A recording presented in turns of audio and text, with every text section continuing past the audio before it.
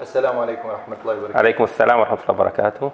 أستاذ عبد الله، أهلا بكم في هذا الملتقى الأخوي العالمي التاسع لأبناء تركستان الشرقية، وأحببنا أن نأخذ منكم مقابلة قصيرة لقناة الاستقلال.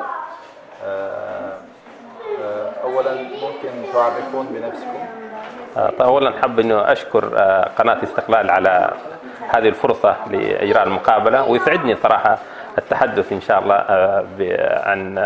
عن شعوري في هذا الملتقى الذي بحمد الله أحضره للمرة طبعا الرابعة، وإن كان هو الملتقى التاسع، لكن الحمد لله أكرمني الله بحضور الملتقيات الأربعة الماضية.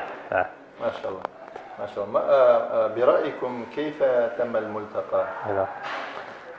بالنسبة لسؤالك الأول، أعرف عن نفسي. أنا المهندس عبد الله عبد القادر التركستاني من السعودية. طبعا أنا أجدادي من تركستان الشرقية، من ختن. أنا مهندس في الكهرباء في الإلكترونية. كنت الآن حاليا متقاعد، أعمل عندي مكتب استشاري في الجودة والتميز المؤسسي.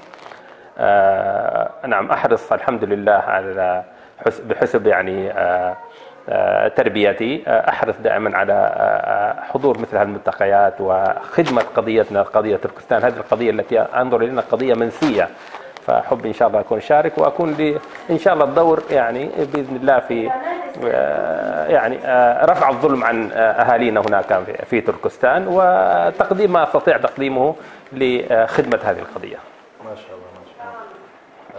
نعم، نرجع للسؤال الأول، وهو ما رأيكم في هذا الملتقى التاسع؟ ما شاء الله تبارك الله. هذا الملتقى أعتقد ملتقى ناجح بوجهة نظري أنا، لأنه أول شيء المكان ما شاء الله مرة مناسب، وإن كان بعيد عن اسطنبول لكن كان مكان ما شاء الله مناسب. الحضور اختلاف عن السنوات الماضية، الحضور ربما تجاوز 150، فهذا جيد. ورأيت بعض الإخوة كنت التقيت بهم ربما في أوروبا وغيرهم، فمن فترة الحمد لله التقيت بهم الآن، فسعيد بوجودي، إضافة طبعا إلى المواضيع التي تم طرحها. فالحمد لله هذا الملتقى رأيت أنه فيه نوع من التركيز على الاستراتيجية للخروج بوجهة واحدة لتوجه إن شاء الله لخدمة هذه القضية، وإن شاء الله خدمة أهالينا هناك في تركستان الشرقية. ما شاء الله. ما شعورك، وما هي الأشياء التي تأثرت بها في هذا الموضوع؟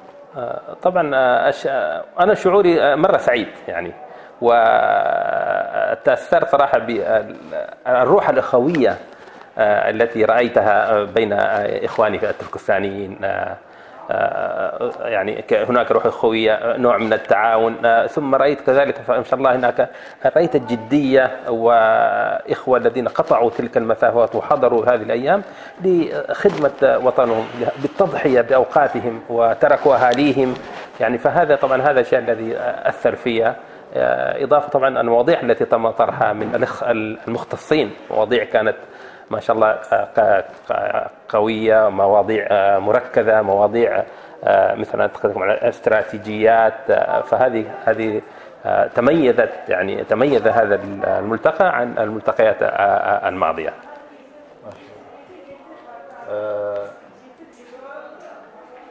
ما هي توقعاتك، وما هي النتائج التي تنتظرون من هذا الملتقى؟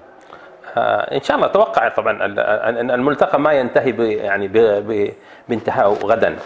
أتوقع أن يكون هناك خطط عمل، أن هذه التوصيات التي خرجنا بها وهذه الأفكار التي طبعا ما شاء الله تم الخروج منها، لابد أن تحول هذه الأفكار وهذه التوصيات إلى خطط عمل حتى يتم تنفيذها ومتابعتها، وإلا لن يكون هناك جدوى من هذا الملتقى. لذلك لابد أتوقع أن يكون هناك في متابعة، تكون في لجنة خاصة تتابع هذه التوصيات، وإن شاء الله وتضعها على أرض الواقع حتى تنفذ، حتى إن شاء الله تكون لها نتيجة إن شاء الله. وأحب إن شاء الله إذا السنة القادمة يعقد مثل الملتقى أن نرى النتائج التي تم تحقيقها من توصيات هذا الملتقى.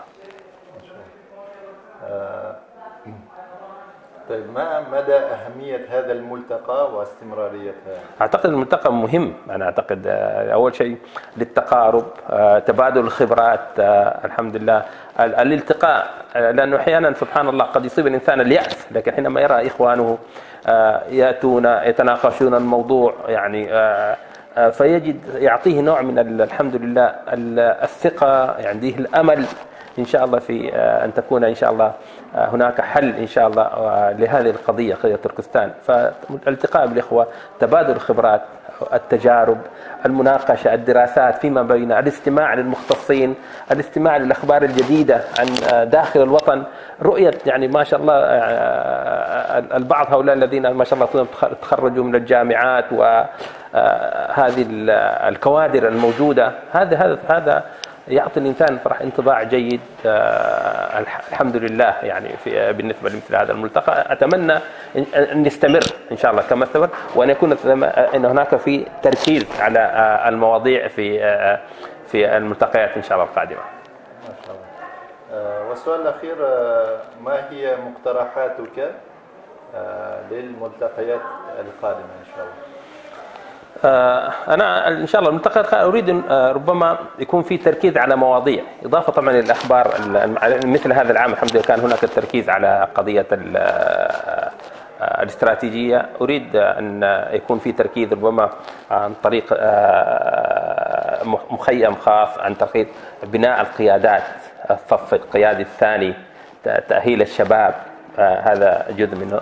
ثم أحب أن يكون كذلك أن يصاحب هذا الملتقى أن تكون هناك ورش عمل تدريبية يتدرب عليها المشاركون ليكسبوا هذه الخبرات. على سبيل المثال قضية التخطيط الاستراتيجي، الحمد لله أنا عندي خلفية جيدة في هذا الجانب، نستطيع أن نقيم ورشة كاملة لمدة يوم فقط عن التخطيط، حتى يتمكن بعض الحضور من معرفة هذه المهارات، الأدوات الخاصة بالتخطيط الاستراتيجي، حتى حينما يعودون سواء للجمعيات التي يعملون بها مثلا في سواء في تركيا أو في خارج تركيا، أن يطبقوا هذه المعارف وهذه المهارات في وضع خطط استراتيجية، خطط تنفيذية بالنسبة لجمعياتهم. فأحب أن تكون المخيمات هكذا، يكون في نوع من التركيز يتناول الموضوع، ثم تكون هناك كذلك في ورش عمل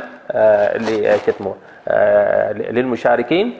إضافة أقترح أن يكون هناك يعني في أحد الليالي مثلا أن يكون هناك في يسموه ثمر ثقافي، يكون في نوع من في المساء فقط نستمع إلى محاضرات، أن يكون هناك نوع من ربما كما سمعنا اليوم هناك في نشيد، أناشيد ربما تمثيلية، قصة، أشياء، نوع من الاختلاف حتى نغير الأسلوب، ليس فقط أسلوب يعني محاضرات واستماع.